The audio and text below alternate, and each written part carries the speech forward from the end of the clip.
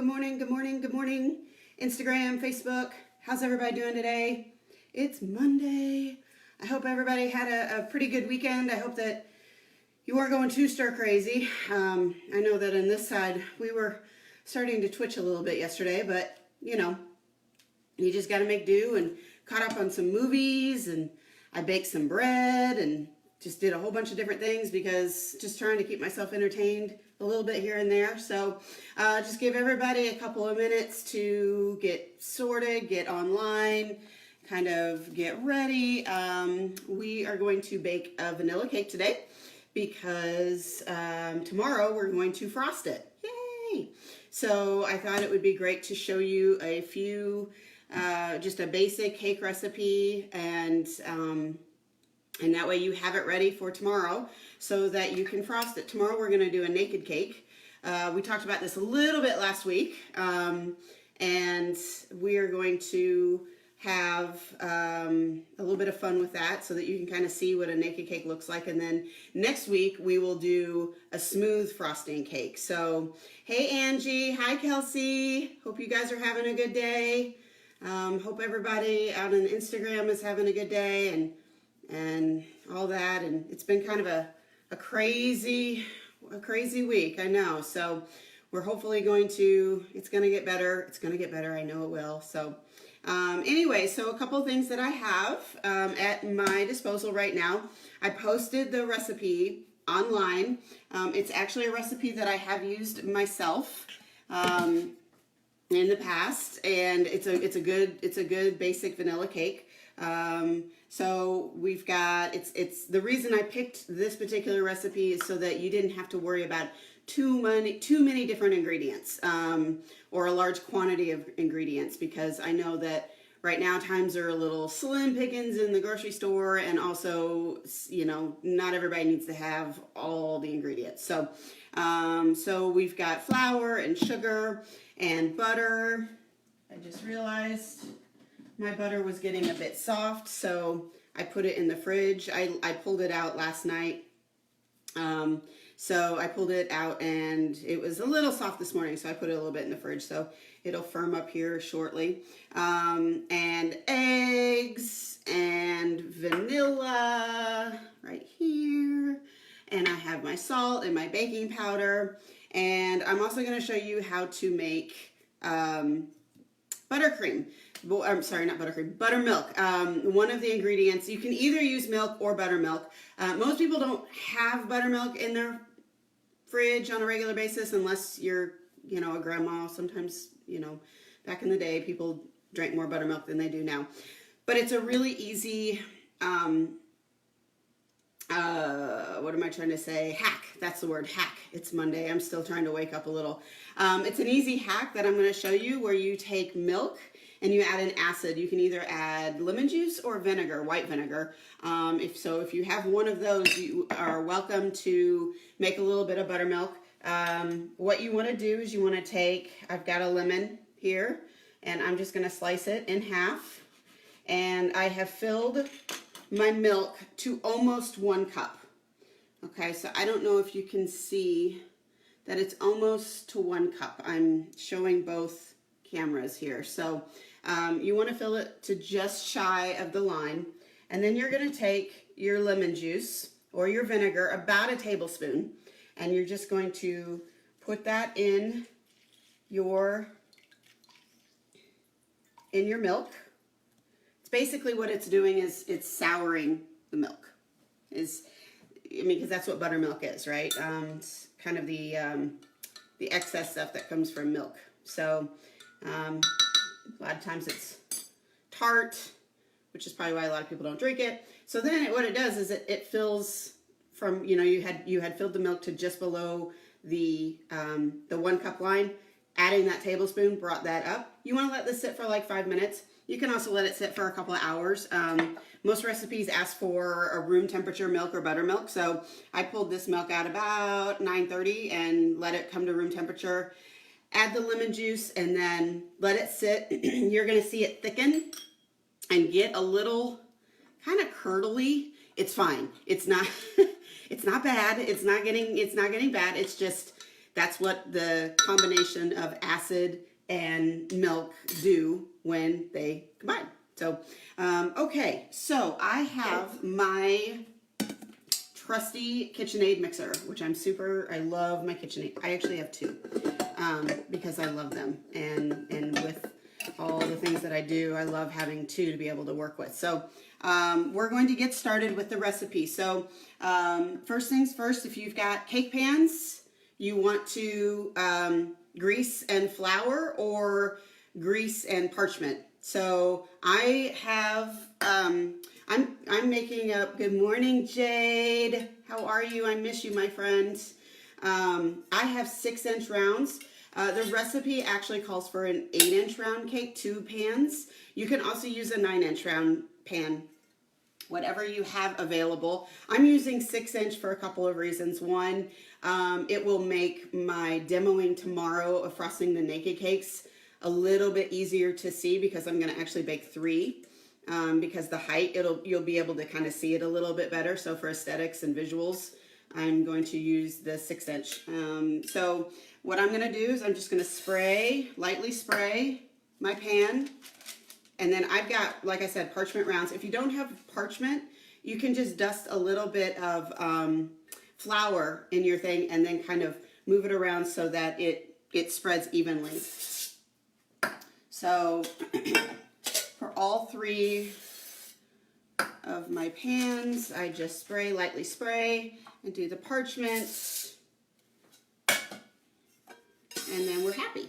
So this will help your cakes to not stick, especially with a butter-based vanilla cake. There's a lot of sugar in these cakes, so it can caramelize a little bit and stick to the bottom of your pan. And when you go to turn out your cakes, then you want it to be a clean turnout and not have tears and chunks missing. So, okay, so I am going to get started. The recipe called for 3/4 cup unsalted butter. So I have a stick of butter right here. So 3/4 cup is, I believe, 6 ounces. So that's going to be about roughly 6 tablespoons. So I'm just going to trim that and put that, I'm going to just put it straight in my mixing bowl. Now if you don't have a KitchenAid, you can use a hand mixer. You can also do this by hand if you don't have either one. That will take you a little bit longer to mix, but you can still do it. Trust me, I've gone many times in my life where I didn't have all the luxuries of the modern appliances, and you just make do. You just figure it out. So I'm also now going to mix the sugar with that. Put that in the bowl, and the recipe calls for 1.5 cups. So I've got 1 cup here going in, and then my 1/2 cup right here. Okay. Now the other thing I'm going to put together, one thing I didn't mention that I should have mentioned before is having my ingredients and everything put together kind of at the ready, so that, I mean, it's a little different when you're baking than when you're cooking. Sometimes when you're cooking, you need all the things right there because things are happening quickly. Here, you know, it might not be as necessary because things are mixing and you have time to gather and all that, but I find that it's just easier if you have all of your ingredients kind of nearby and ready to go, so that it's a fluid motion and it doesn't take you as long. So I'm going to also show you a trick for scooping your flour. I need to get a knife. One tool I forgot to get. Okay, so when you are going to be doing your flour, because we're going to combine the flour, baking powder, and salt now into a bowl and let it sit on the side. You don't want to take, here's my container of flour.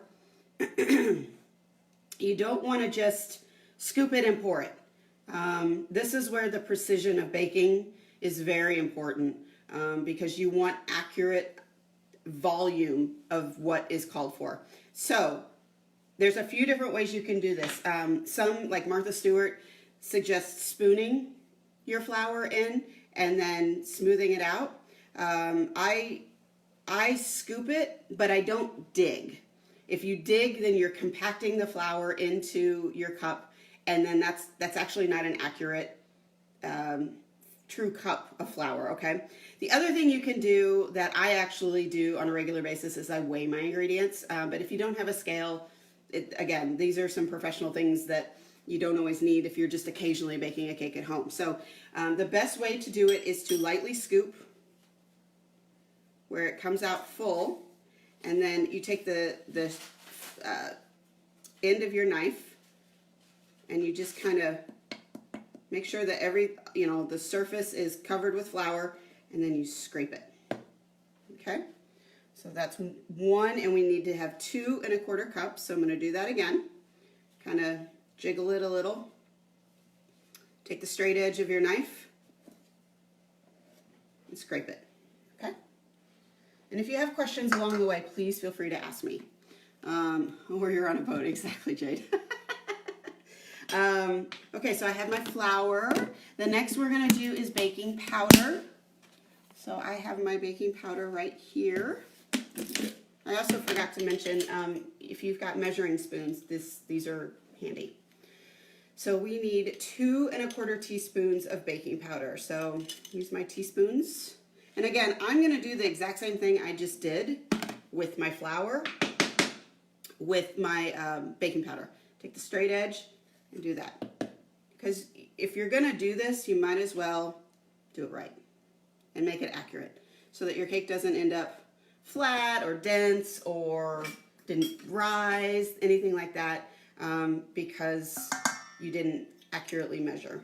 And I understand that for a lot of people, this is why they don't like to do baking, because all the specifics in baking they're like, I don't like to follow recipes, I don't like to do this, I don't like to do that. I totally understand. In life, I don't really follow the rule. I mean, I follow the rules, but you know what I mean. I don't like to be having all that structure. So, but there's something about baking that I find enjoyable when it's kind of cathartic for me, I guess. So, but it is important to have the right amount of ingredients and follow your recipe, because it is put in place for a reason, so that the flour can work with the leavener, which is the baking powder, or sometimes it's baking soda. The eggs and the sugar can come together so that you are doing, that they're doing their chemical magic and helping to build structure and sweetness into the product. So there's reasons behind it, and I geek out on the reasons, so I will try not to geek out too much, because I know not everybody does. Anyway, okay. And now we need a 3/4 teaspoon of salt. So I use that and just pour it in. All right. Everybody doing good? Good? Okay. I just need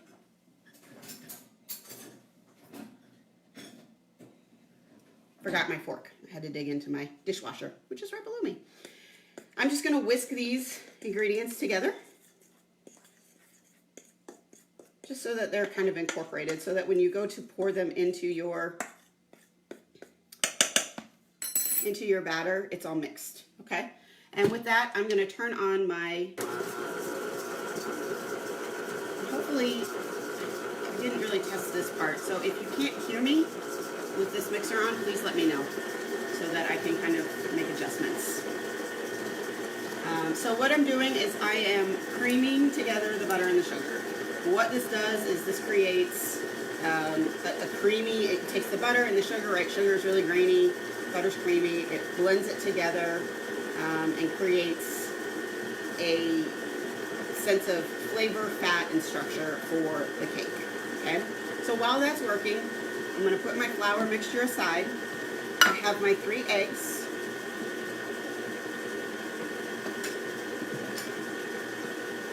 And I'm just gonna crack them. So,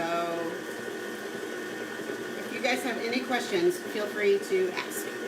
While some of the work is working and I don't have a lot to do with it, I'm happy to answer some questions or solve a riddle or, you know, ponder life's biggest questions, you know, those kind of fun things. Okay, so I got my eggs. They're cracked. I'm going to take my vanilla and add it to my eggs. The reason I do that is, again, they're going in at the same time. You might as well just put them together so that you can save yourself a little bit of an extra step. So this is coming together. So this will take a few minutes. I'm going to also check on my buttercream,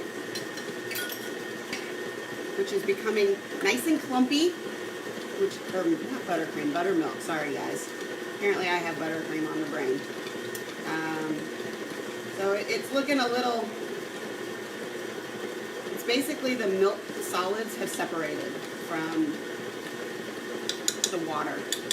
But what that does is buttermilk tenderizes your cake more than milk does because of that acid. So, but again, some people don't like that, so you can just add whole milk and forget that step. It's totally okay. So hopefully you guys are mixing your stuff up. If you see that it's starting to really come together and kind of be creamy and all that, then you are on par for that. And so for tomorrow, just a side note, just so that we can kind of keep talking while this is happening. Tomorrow we will be decorating this cake, and we will do it with regular buttercream frosting. If you would like a buttercream frosting recipe, raise your hand or make a comment below, and I will get that posted for you. It's super easy. You need butter, powdered sugar, a little bit of milk, and some vanilla, but just the ratios and everything I'm happy to do. Or you can also just use store-bought. If it's just more just for fun and playing, by all means you can have store-bought. I will also be, how much vanilla again, and do you have the vanilla and eggs in the bowl mixing together now? No, so I still have my eggs here. I have not added my eggs yet to the butter and the sugar. It's 1.5 teaspoons of vanilla with 3 eggs, and I just put them together in this bowl because I'm going to pour them into my eggs or my butter sugar mixture once that has blended. So anyway, then for Wednesday we're going to be making scones, which I'm super excited about because I love scones. Scones are one of my favorite things, and I don't really bake a lot of scones these days because I bake a lot of cakes. So we're going to do scones, so I will post a recipe for that later today so that you have that for Wednesday. You have the ingredients. Again, it's not a lot of ingredients, primarily flour, butter, some cream, any kind of mix-ins that you want. A lot of times people use dried fruit, dried cranberries, dried cherries. You could use chocolate chunks, which chocolate chip scones are like my all-time favorite thing. So, but I'll probably do some dried fruit in mine. And you can also make them plain. If you don't really want to add anything, you just like the sweetness of a scone by itself. A little bit of jam and some potted cream. Love it. I'm very excited for the scone day. So I will post that recipe later today so that you can be prepared for that. Okay, so my my butter and my sugar are blending very nicely. So I'm going to add my eggs one at a time. So you want to add, just kind of slowly pour your egg and let it blend together until you don't see the egg anymore. You're going to kind of give that a minute or two to do that, and then you'll put in the next one. So you do it one at a time, and it takes it, 15 to 30 seconds. And then once you see that there's no more egg, put another one in. And eggs give structure to cake. They also add a richness. They also add color. These are the things that I learned in culinary school. Like, we were literally quizzed on what the ingredients all, what they all were for, what they did, contributed for the recipe. And literally, you'd have to actually include the fact that adds flavor, I mean, kind of, it seems like a obvious one, but that was kind of sometimes for the purpose of, like salt. Salt actually tenderizes, but it's primarily the flavoring aspect for baking. So if you didn't put that on your quiz, you'd get marked for it. So I always think of that, and it makes me chuckle. All right, I'm putting my last egg in now, and I'm just gonna let that kind of mix, come together. And I'm gonna stop it for a second, and I'm going to scrape the bowl. So just so I'll show you what it looks like. Let me scrape the paddle first so that I don't drip, so I don't make more of a mess than necessary. Okay. So this is what we have so far. Okay. So I'm just scraping the bowl so that the sides can be better incorporated. You want to scrape your bowl, you know, a couple times throughout the mixing process so that everything that kind of gets pushed around gets put back in, so that it, you know, there isn't a, so that there's not a, what's the word am I looking for? Misappropriation of mixture. How's that? Okay, so now, if you're using a KitchenAid, I was using it at a higher speed just to kind of incorporate that. That also adds air to your batter, which also helps when you bake it, that it kind of rises and has a little airiness to your cake. But I'm going to slow it down now. Slow it to the lowest speed that you can, or you can turn it off, because we're going to add some flour, and flour, in case you didn't know, if you add too much, it'll go everywhere. Same with powdered sugar. Drives me insane. Okay, so I'm just going to turn this off so that you can hear me. I'm going to add about 1/3 of my flour mixture to the bowl. And now I'm going to turn it on low. What we're going to do is we're going to alternate between your flour mixture and your buttermilk or milk in 3 separate additions. Actually, it's more, 1, 2, 3, 5 additions, but you're going to alternate it. So basically, you're going to do 1 thing of flour, half of your buttermilk, another thing of flour, the last of your buttermilk, and then you're going to finish with the flour. So you only really want to do this, mix the flour until you don't see it anymore. And then you're going to add half of your buttermilk.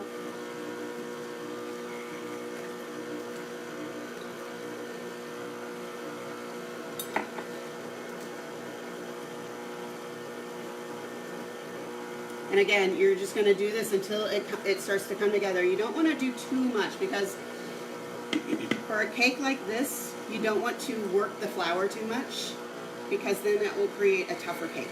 So you kind of want to do this in a quick, but not too quick where you make a mess. So I'm adding my flour, another 1/3. It doesn't have to be exact. It's just approximate. And for me, I can see that the flour is kind of building up around the sides again. I'm going to wait until I finish all of my ingredients, do a good scrape down, and mix it one more time. I'm going to add the last of my buttermilk.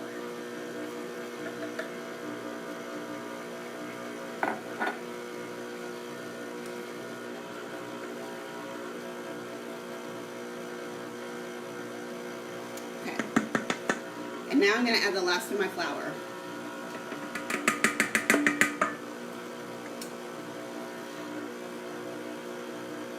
Anybody have any questions?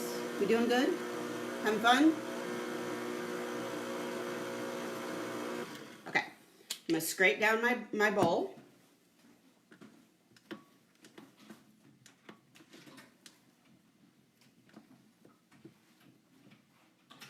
Okay, scraping down the sides and the paddle so that all the excess flour that hasn't gone into the batter yet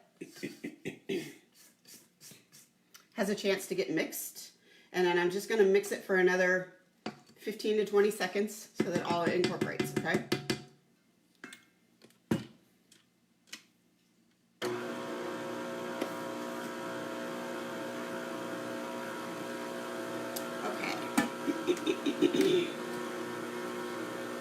we're happy here, and I'll show you the finished result. After you scrape your paddles, now the question remains, do you lick the beaters? I'm not going to tell you what you're supposed to do, but I'm going to tell you that in my world, that was always the treat that we had growing up, yeah, especially with cookie dough.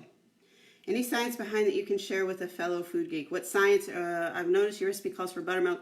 Never tried that before the other day, and it had, sorry, I can't see this. It had this amazing richness. Okay, so buttermilk, because you're adding that element of acid, that helps to, see if I can, I do a lot of research, and so I know it, sometimes it's just hard to translate, so bear with me. So buttermilk adds an element of acid to it, that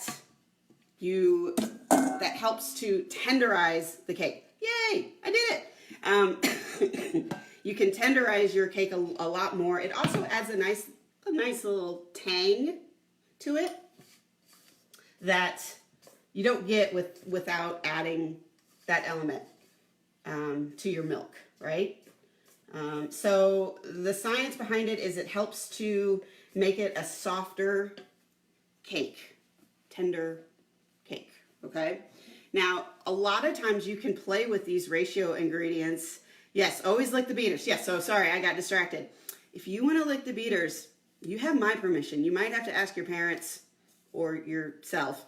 But I say, go for it. Lick the beaters, especially with cookie dough, which we will do on Friday. But it's back to buttermilk and all that kind of stuff. Different ingredients will yield a different type of cake. So some people like to add sour cream to their cake. That also helps, that tang helps to tenderize with that acid, likes to tenderize the cake. Cream is kind of a nice substitute for milk because it has a higher fat ratio, and fat kind of helps keep that moisture and makes it, makes it a little bit more tender as well. But a difference between fat and buttermilk is going to be that tang or that acid, which will also kind of help to soften it and make it a little bit more rich. Hopefully that answers your question. And hopefully that was a good example. And if there's actually true food scientists out there watching this and I'm wrong, I'm still learning. Okay, so now I'm going to, this is my finished product. Okay, can you see that?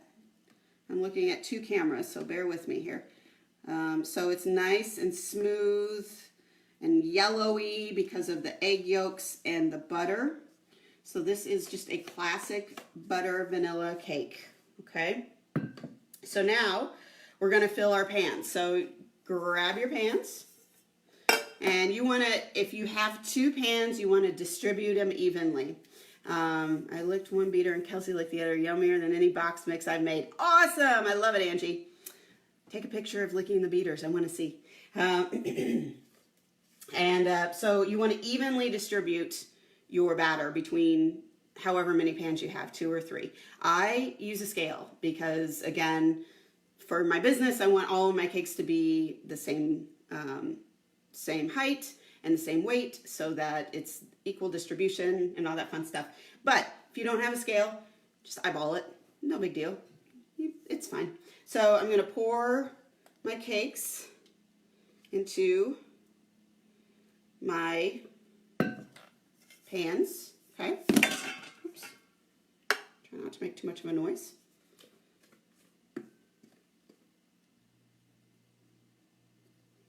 Okay. One more. And I think I'm just realizing that I forgot to tell you what to turn your oven onto. I would say I actually always go a little bit lower just for my oven. The recipe calls for 350. So if you haven't turned it on already, go ahead and preheat your oven to 350. I actually go 325. Again, that's just my personal oven because it's just how things work in my world. So, all right. So I have My husband gets very upset with me if I don't let him lick the bowl after this. But he's not here, so he misses out. All right, so I have my 3 pans. Now I just want to kind of smooth out the top so that, again, it's an even distribution of cake batter around the pan, and you don't, it can help minimize that dome pop-up if you do that. So my cakes, let's see if I can show you here. They're kind of, right? They're a little piled in. So I'm just gonna kind of smooth them out as best as I can. I'll try and show you without, you can also kind of jiggle them. So they're a little, yeah, see, they're a little smoother, right? So this one is a good example of one that hasn't been smoothed out. You can see kind of like all the mounds and everything. So I'm just gonna kind of shake it, spin it, and then you can see it's a lot smoother, okay? All right, so now you wanna bake your cakes for about 20, again, all ovens are different, so do not, don't always assume the recipe is accurate. So if your oven runs a little bit hotter or a little bit cooler, you might have to adjust the baking times. So roughly 25 to 35 minutes. And what I like to do is, if I know that I've got to bake a cake for about 30 minutes, I set the timer for about 15, and then I will rotate. If it's in the oven like this, I'll rotate it so that it gets an evenly baked area, because there's things called hot spots in your oven that will bake something on one end a lot quicker and maybe sometimes too quickly than on the other side. So if you properly rotate your pans, you get more of an evenly distributed baking baked product. So you're going to bake these for about 25 to 35 minutes. Again, maybe at about the 12 or 13 minute, just check in on the oven, rotate them. Do not slam your oven door closed. You want to gently close it, because any disturbance in that heat, a wave of cold air, a jostle from your oven door can cause, not always, but can cause your cake to deflate a little bit or miss out on a few of those precious seconds of heat that it needs. So, and then once it's done, you want to pull them out and you want to let them cool. And I'm actually going to do an offline video of how to turn them out and trim. So if that's something of interest to you that you want to do before tomorrow, I will post that this evening, and you can kind of see that, and you can either do it tonight or tomorrow. Again, tomorrow you're going to watch, I'm going to do it. You can also do it with me. We're going to do frost a naked cake so that you can kind of see what a crumb coat looks like with a vanilla cake with vanilla buttercream, as well as just kind of play with it and see. And then I'm going to show you a fun little drizzle on the top with some glaze so that it's nice and elegant, so that you can do that for a special occasion in your life, or whatever it is that you want to do something different with cake. And then on Wednesday we're going to bake scones, so be ready with that. I will post that recipe later today. Thursday we're going to decorate cupcakes, so if there are any kind of decorating ideas that you're thinking of that you want to see, send me a message and I will add that to my list. And then Friday we're going to bake off some cookies, and again, I will get that recipe to you by Wednesday so that you have a few days to collect those ingredients, and we're just going to have some fun. I love doing these videos. I love being able to share. I love being able to interact with everybody, because it's just kind of an isolating time right now, and we're all kind of, I think, climbing the walls with new things to do. So this gives me kind of a purpose, which I love too. Anyway, I will see you all tomorrow again at 11 a.m. Any questions, please feel free to add them in the comment section or send me a message. And thanks so much for watching, and I will see you guys tomorrow. Bye.